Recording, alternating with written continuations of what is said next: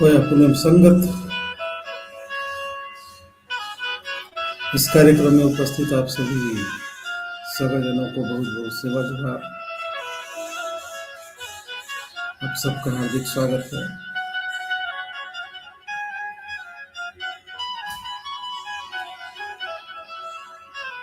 संगत कार्यक्रम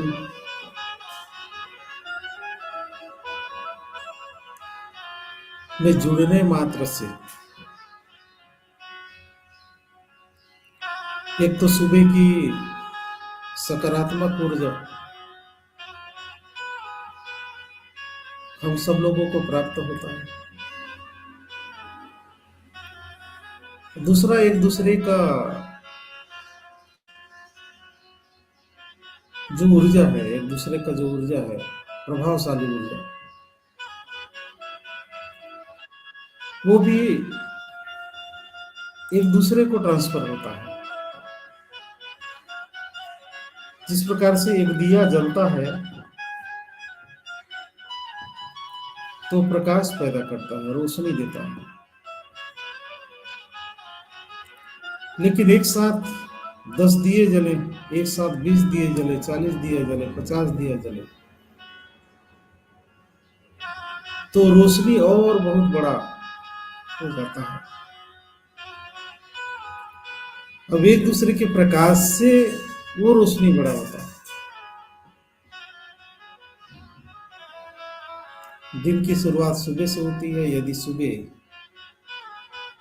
हम सकारात्मक चर्चा कर लेते हैं, शरीर मन बुद्धि को अनुशासित कर लेते हैं, तो हमारा दिन बेहतरीन तरीके से चलता है। दरअसल बात, हमारा जो शरीर है वो सिर्फ यंत्र मात्र है, एक मशीन मात्र है।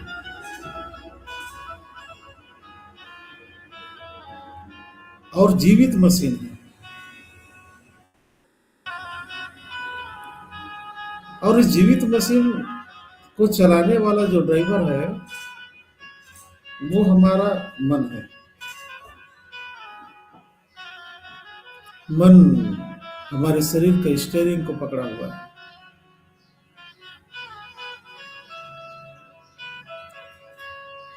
और वही हमारे शरीर को चला रहा है।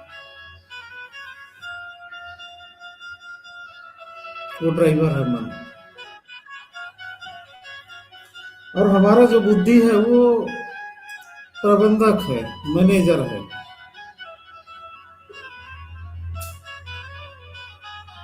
वो चाहे तो मन को रोक सकता है,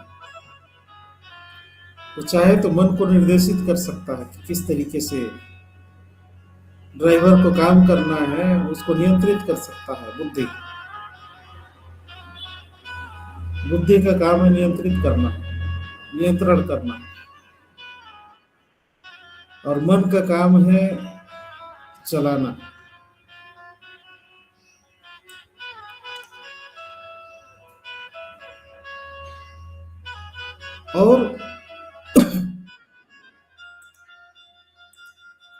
और हम जो हैं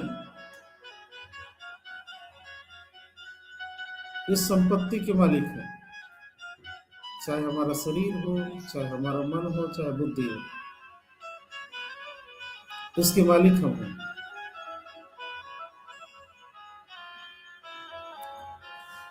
यूं कहें कि मन और मैं दोनों एक नहीं है। मन और हम दोनों अलग अलग चीजें।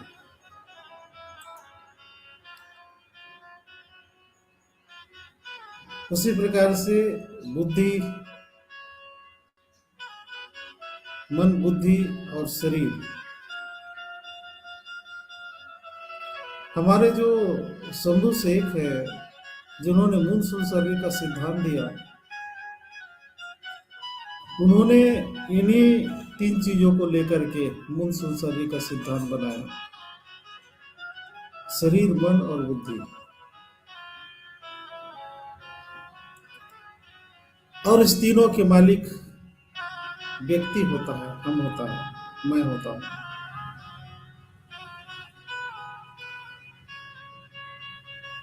लेकिन हम और मैं जो है, जो मालिक है, वो निष्क्रिय है। मालिक सुस्त है। मालिक को ज्ञात ही नहीं है कि उसकी गाड़ी को चलाने वाला ड्राइवर कैसा है, नशा करता है, शराब पीता है कि क्या करता है। हम अपने बुद्धि पर भी निगरानी नहीं रखते, न मन पर भी निगरानी नहीं रखते। हमने अपने मन को आजाद छोड़ करके रखा हुआ है, और मन आजाद होने के कारण से बुद्धि का भी उस पर नियंत्रण नहीं है।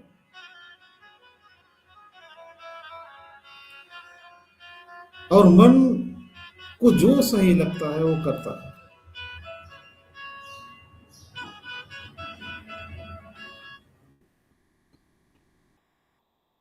मन को लगता है कि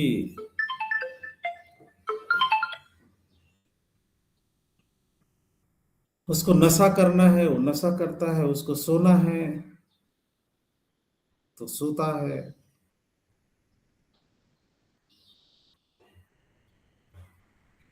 मन को सही काम से कोई लेना देना नहीं। कौन से काम सही और कौन से काम गलत है, इस बात से मन को कोई लेना देना नहीं।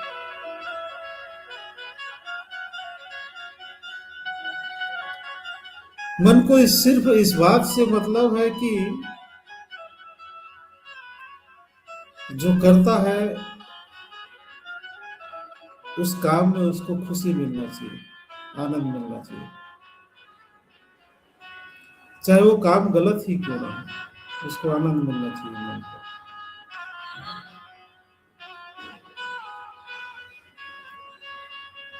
और मन यही आनंद और खुशी की तलाश में शॉर्टकट रास्ते खोजता है, जिसमें उसको आनंद मिले, खुशी मिले। और आनंद और खुशी एक ऐसा चीज है कि जो गलत चीजों पर भी मिलता है। आनंद और खुशी जरूरी नहीं कि सही चीजों पर ही मिले, वो गलत चीजों पर ज्यादा मिलता है और अच्छे चीजों पर ज्यादा नहीं मिलता।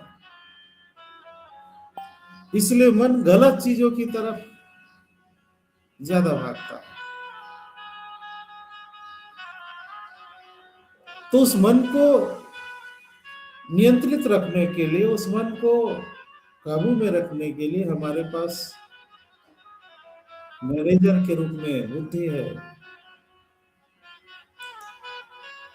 किंतु उस बुद्धि को भी हम इस्तेमाल नहीं करते। तो बुद्धि भी मन के हिसाब से चलने लगता है। बुद्धि को लगता है कि मेरी बात तो मन सुनता ही नहीं, क्योंकि बुद्धि अगर निर्देशित करता है कि नहीं ये काम गलत है, इसको नहीं करना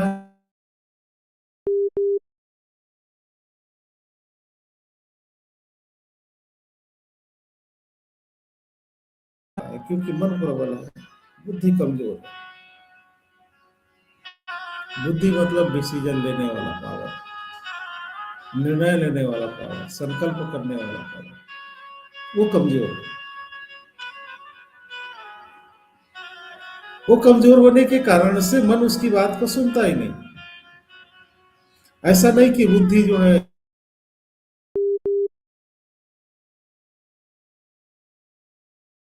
न देता है। हर गलत काम के पहले बुद्धि उसको रोकने का प्रयास करता है। तो जब बार बार बुद्धि असफल हो जाता है मन को अच्छे काम करने से रोकने में, तो बुद्धि भी उसी के अनुसार अनुकूलित हो जाता है, मन के अनुसार। फिर उसको रोकना बंद कर देता है। और हमारी जो आदत है, हमारी जो व्यवहार है, उसमें स्थायी रूप से प्रिंट हो जाता है, स्थायी रूप से छप जाता है गलत आदतें, बुरी आदतें, गलत व्यवहार। जिस प्रकार से कागज में कोई बात छप जाती है, वैसी ही हमारी अवचेतन मन में वो स्वीकृत हो जाता है। गलत बात भी अवचेतन मन में स्वीकृत हो जाता है, छप जाता है, स्टोरेज हो जाता है। क्योंकि अवचेतन मन को भी इस बात से कोई लेना देना नहीं कि आप जो कर रहे हो गलत है कि सही है।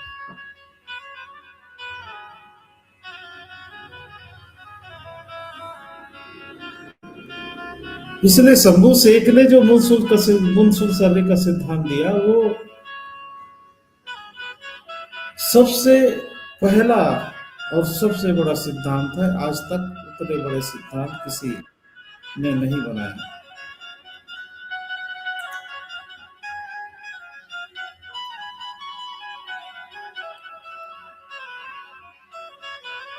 लेकिन आज के समय में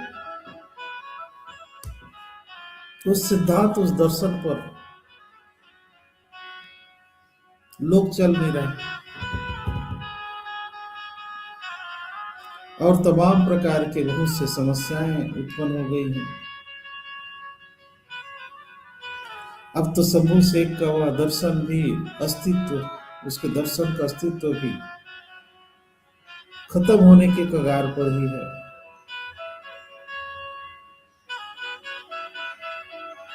किंतु उसको पुनर्जीवित करने के लिए पुराने हमारे पुरखों की जो व्यवस्था है, उसको पुनर्जीवित करने के लिए हम सब लोगों को सक्रिय होकर के काम को आगे बढ़ाने की जरूरत है। इसीलिए पहले की जो गण व्यवस्था है, उसी गण व्यवस्था को आधुनिक समय में अपडेट करते हुए, आधुनिकता के हिसाब से, आधुनिक टेक्नोलॉजी के हिसाब से, आधुनिक विज्ञान और सुविधाओं के हिसाब से उस गण व्यवस्था को मजबूत करने की जरूरत है, रिपेयर करने की जरूरत है। और इसी कड़ी में आर्थिक गण व्यवस्था एक समग्र तरीके से काम करने के लिए बनाया गया है।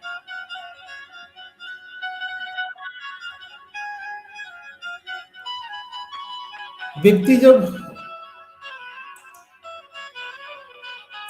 अपने आजीविका के लिए जब निश्चिंत हो जाता है, जब उसको इस बात की चिंता नहीं होती कि हमारी आजीविका क्या होगी,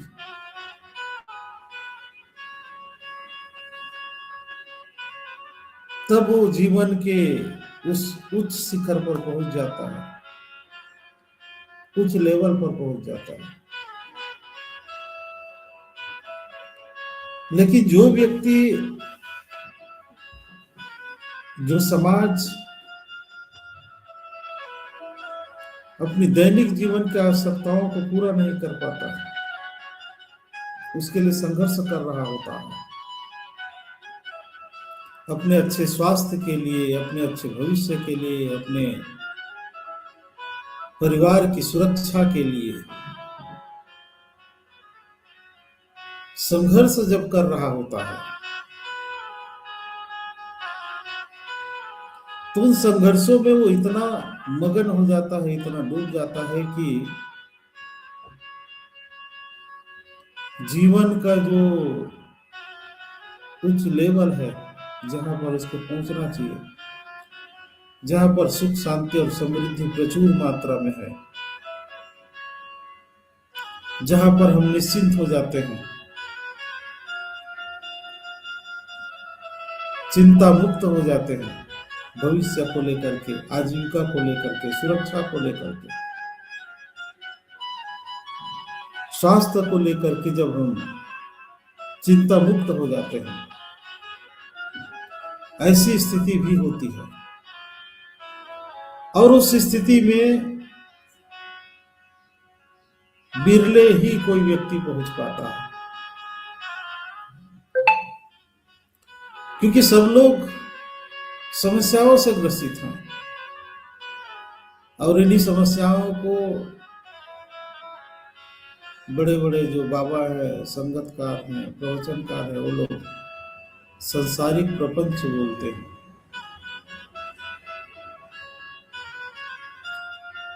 जबकि इन संसारिक प्रपंचों से भागा नहीं जा सकता, उसको जीता जा सकता है, उसको विजय हासिल किया जा सकता है, उसको विजय प्राप्त किया जा सकता है।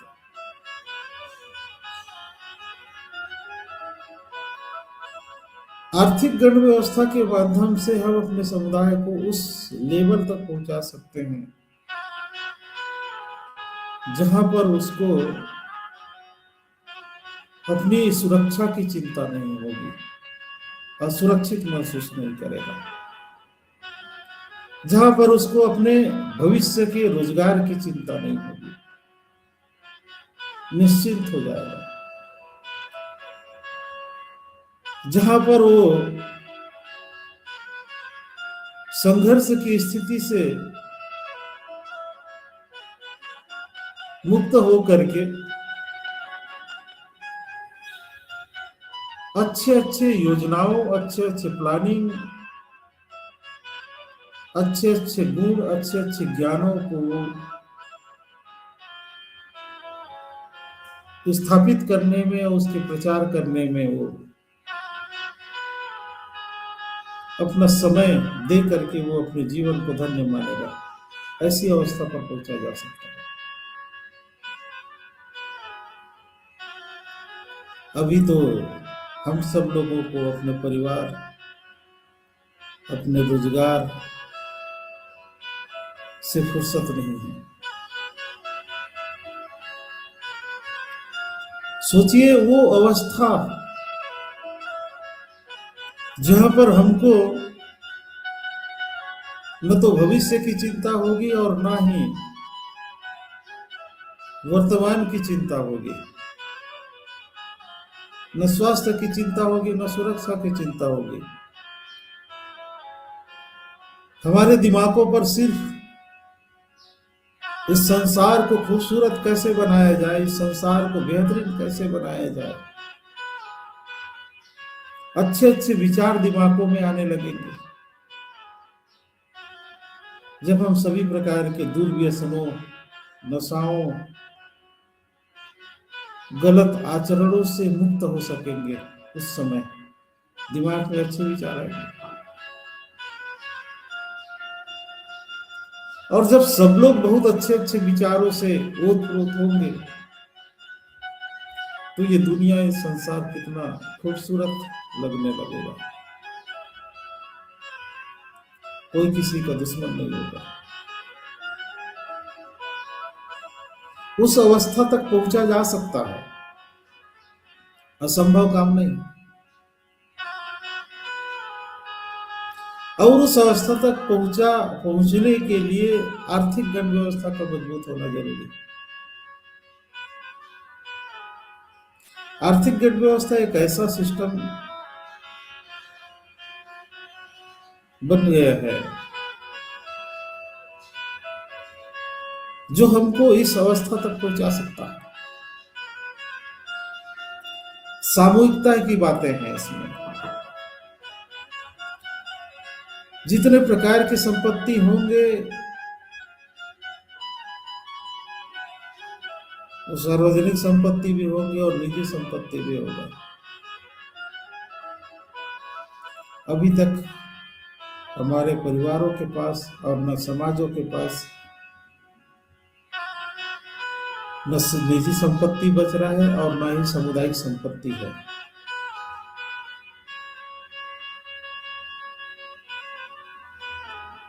जब सामुदायिक संपत्ति ही नहीं रहेगा और साथ में निजी संपत्ति भी खत्म हो जाएगी तो हम कितने भयानक दौर में पहुंच जाएंगे, क्योंकि जिसके पास संपत्ति नहीं होगा उसको हर कोई व्यक्ति, हर एक कोई गुलाम बनाएगा। पावरफुल लोग, जिसके पास संपत्ति है, रुपया है, कारपोरेट है, सरकार है, वो अपने तरीके से मिसयूज करेगा, क्योंकि हर कोई बेबस और लाचार होगा, और हर कोई अपने सुरक्षा के लिए, अपने भोजन के लिए, अपने स्वास्थ्य के लिए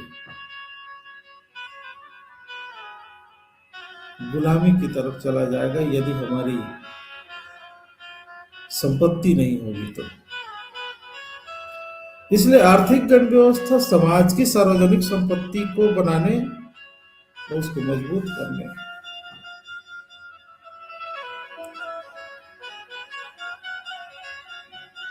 और उस सार्वजनिक संपत्ति में सब लोगों की हिस्सेदारी सुनिश्चित करने की कार्य योजना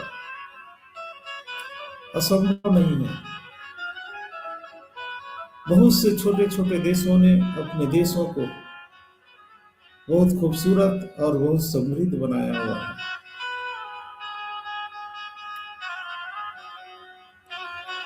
कई तो ऐसे देश हैं जो हमारे एक जिला से भी छोटा है, एक ब्लॉक से भी छोटा है, लेकिन उनका देश इतना छोटे होने के बावजूद भी बहुत समृद्ध है, बहुत खुशहाल है और बहुत सुंदर भी है।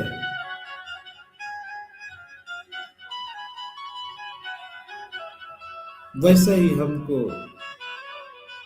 भारत के हर एक ब्लॉकों को, हर एक गांवों को खूबसूरत और सुंदर बनाने की कार्य योजना पर काम करने की जरूरत है।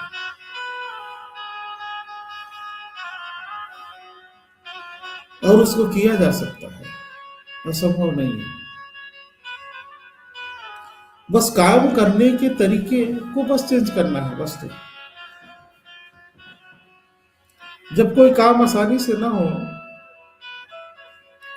तो काम करने के तरीके, तकनीक को चेंज करना रहता है।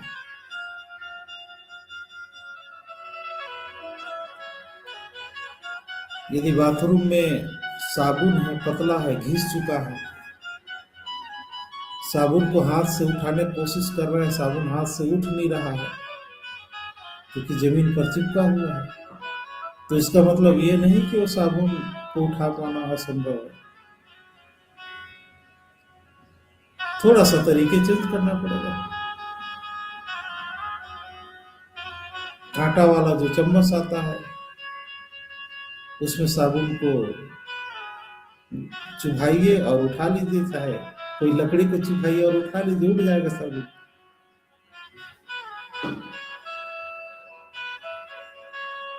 तो अभी जिनके पास जो क्षमता है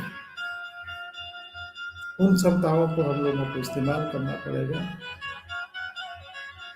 सब लोगों को अपनी अपनी जिम्मेदारी, अपने अपने ब्लॉकों की कार्यकारिणी का भी हम लोगों को गठन करना पड़ेगा। महासमुंद से जो साथी लोग जुड़े हुए हैं, तो महासमुंद का भी जिला कार्यकारिणी और ब्लॉक कार्यकारिणी सभी ब्लॉकों को बनाना है। उसी प्रकार से पूरे छत्तीसगढ़ का भी हर एक ब्लॉकों का और हर एक जिलों का जिला कार्यकारिणी, ब्लॉक कार्यकारिणी, मध्य प्रदेश का भी बनाना है। तो मध्य प्रदेश का मंडला का जिला और ब्लॉक कार्यकारिणी बनाया गया। अब इसको संगठन के तरीके से, संगठनात्मक तरीके से हम लोगों को करने की जरूरत है।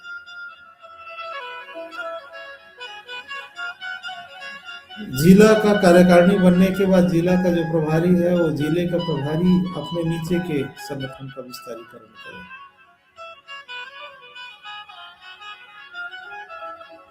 ब्लॉकों का, और ब्लॉक वाले फिर गांवों के संगठनों का विस्तारीकरण करें।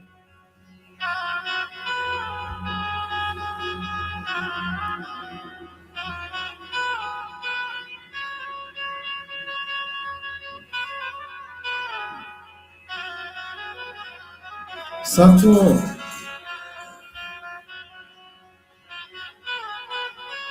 जब तक हम गांव और समाज को मजबूत नहीं करेंगे,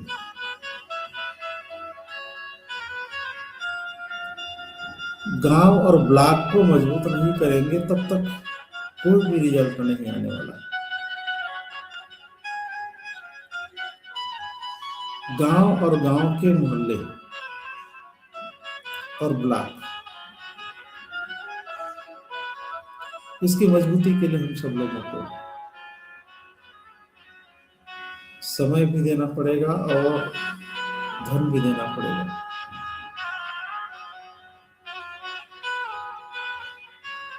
चलिए आज के योग और तंद्रा की तरफ आगे बढ़ते हैं।